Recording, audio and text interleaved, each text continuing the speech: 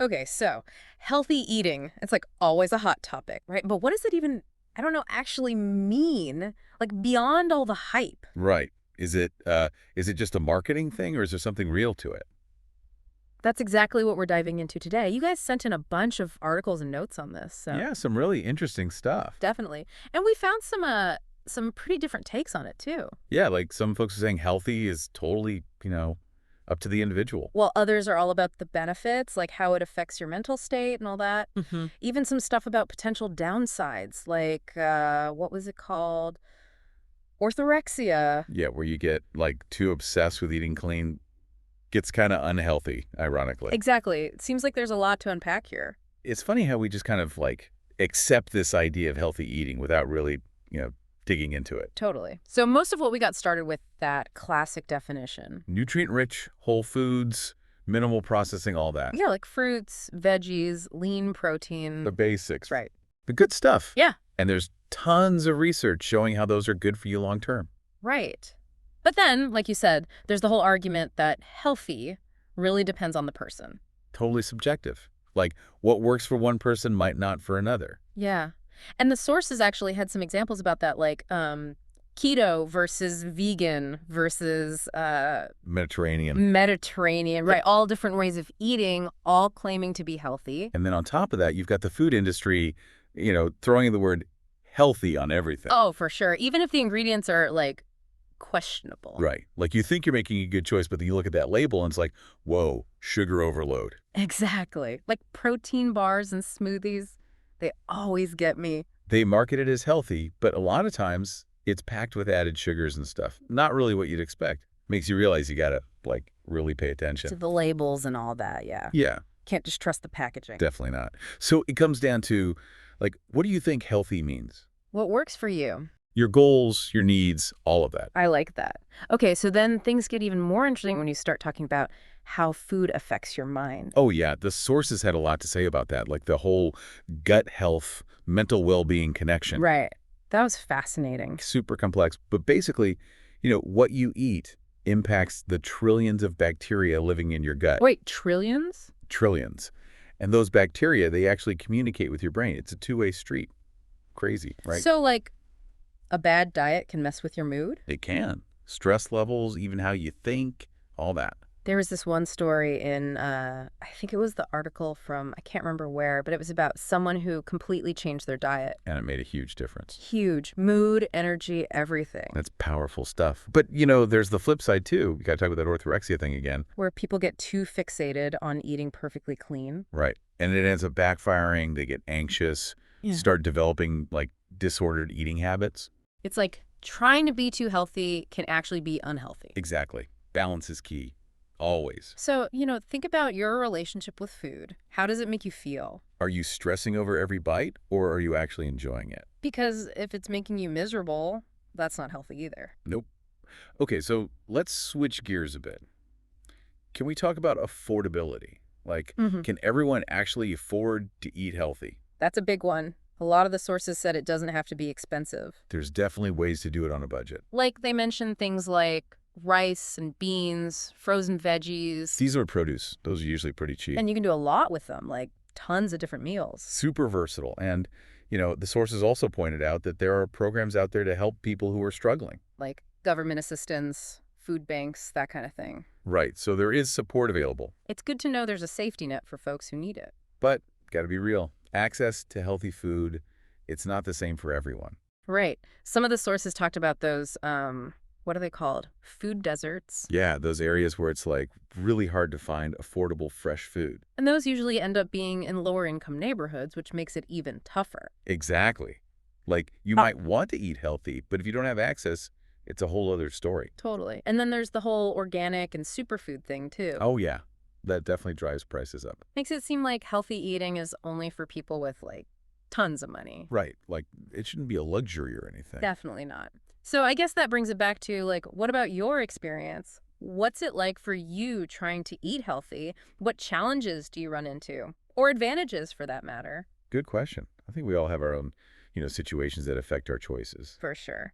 Okay, so moving on. This next topic, it was kind of a big debate in the sources. Are all healthy foods actually healthy? Like, are they created equal? That's a good one. One source was all about, like, the less processed, the better. Whole foods, that kind of thing, which makes sense going back to that classic definition we talked about. Right, right. But there's so much processed food out there that claims to be healthy. Like all those plant-based meats, the low sugar stuff. Are those just automatically bad? Not necessarily. Mm. I mean, some processed foods can be part of a balanced diet, but you got to be informed, like really look at those ingredients. Don't just trust the marketing hype. Be a smart shopper. Makes sense. Totally. But on the flip side, a lot of those so-called health foods, they are super processed, and they're full of hidden sugars, bad fats, preservatives, you name it. Ooh, that's sneaky. Were there any specific examples in the sources, like stuff that would surprise people? Oh, yeah. They talked about some protein shakes, certain granola bars, even some gluten-free snacks. They sound healthy, but when you look at the ingredients, yikes. Wow. See, that's what I mean. Gluten-free doesn't automatically mean it's good for you. Nope. It's become such a buzzword. Yeah. But it's all about the ingredients. Don't forget, these food companies, they're businesses. They want to sell stuff. And sometimes healthy is just a marketing tactic. That's a good point. Makes you think. What about you? Anything you've seen out there that's like super misleading in that health food world? It's interesting how we get influenced by marketing, what we perceive as healthy. Actually, several sources brought up something else about food choices that we don't always think about, the environmental impact. Oh, yeah. It's not just about what's good for us, but for the planet, too. What did the sources say about that? Well, they pointed out how different foods have different environmental footprints. Like meat production, that's a big one, contributes to greenhouse gases, deforestation, all kinds of stuff. So, like, what we eat can have ripple effects beyond just our own health. Exactly. Yeah. And then there's the whole food waste problem, too. Huge globally. Yeah. The sources really emphasized how important it is to reduce that waste. Makes sense. Being mindful of the whole life cycle of our food, where it comes from, what happens to it. Right. Production to consumption, the whole shebang. Which brings up another question for you. How much do you factor in those environmental things when you're making choices about what to eat? That's a good one. It's like another layer of complexity to the whole healthy eating thing, isn't it? It is. We're all connected, right? Our choices affect more than just ourselves. True that. It seems like the sources were saying it's all about making informed choices and being aware of the impact. Exactly. Okay, so we've talked about what healthy eating means, how to navigate all the confusing marketing stuff, the environmental side of things. It's a lot. It is, but at the end of the day, it's about finding what works for you. Taking all this info and actually using it. So let's get practical. Any tips from the sources on how to actually make those healthier choices? Oh, yeah, definitely. One thing that kept coming up was the importance of mindful eating. Mindful eating. Okay, I'm intrigued. What's that all about? So it's like really paying attention when you're eating. Like no distractions, savoring each bite, all that. Tuning in instead of just zoning out. Right. And the sources were saying this helps you, be more aware of your body's cues, like when you're actually hungry, when you're full. So you don't end up overeating or snacking all day without even realizing it. Yeah, you start making choices that actually nourish you Oh, yeah. instead of just, going through the motions. Makes sense.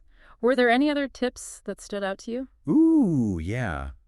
This one was interesting. They talked about focusing on what you ADD to your diet, not what you restrict. Ooh, I like that. It's like Yeah. a more positive way of looking at it. Right. Instead of being all like, I can't have this, I shouldn't have that, you're thinking, okay, how can I get more of the good stuff in? More fruits, veggies, all. Exactly. And it feels less, overwhelming than trying to cut out everything all at once. Baby steps, right? Right. Totally. Yeah. And it's a reminder that, it's not about perfection. The sources were really big on that. Healthy eating doesn't mean you have to be perfect all the time. Oh, for sure. That whole perfect eating thing can get so messed up. Right. It can lead to all kinds of guilt and stress, even, disordered eating. Yeah, no one needs that. Nope.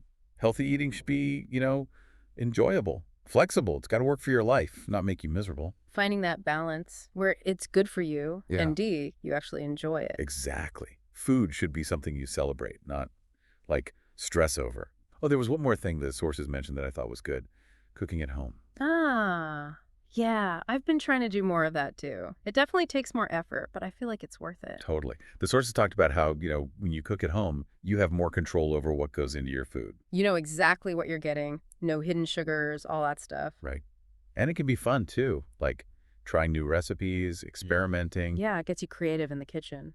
Exactly. And it doesn't have to be super complicated. You can start simple and go from there. There's tons of resources out there too, websites, cookbooks, whatever. Oh, yeah. Speaking of resources, some sources recommended those online databases, the ones that give you nutrition info for different foods. Yeah. Those can be super helpful. You can compare different brands, products, make sure you're actually getting what you think you're getting. It's like having a little nutrition detective in your pocket. Oh. Okay, so wow, we've covered so much in this deep dive. It's kind of amazing how much there is to say about healthy eating, right?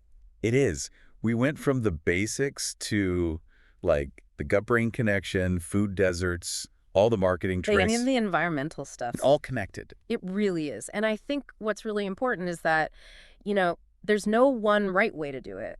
It's got to be something that works for you, your needs, your lifestyle, all of that. Your values too, like what's important to you. And approaching it with, curiosity, trying new things, seeing what feels good. Instead of being all strict and judgmental about it. Exactly. No guilt trips. Okay, so before we wrap up, there was one more thing that I thought was cool. A few of the sources touched on the social side of food. Oh, yeah. Food is more than just fuel. It brings people together. It's like a connector. All the holidays, family dinners, hanging out with friends, it always revolves around food. Right. The sources were saying, like, sharing meals with people you care about, it's really important. It strengthens those bonds, builds community. And let's be real, food just tastes better when you're enjoying it with people you love. Totally. It's like magic at those shared meals, the conversations, the laughter. It's something special, and I think it's good to remember that healthy eating shouldn't be something that, isolates you or makes you feel judgmental towards other people. That's a great point. It shouldn't be about restriction. It should be about, inclusivity and joy. Finding that balance again between taking care of yourself and those connections with the people around you. Absolutely. So as we wrap up this deep dive into healthy eating, let's remember this. The healthiest approach might not be about following all the rules perfectly or chasing every trend. It's more about finding that balance, being mindful and enjoying the journey. Right. Nourishing your body and your soul. Yeah.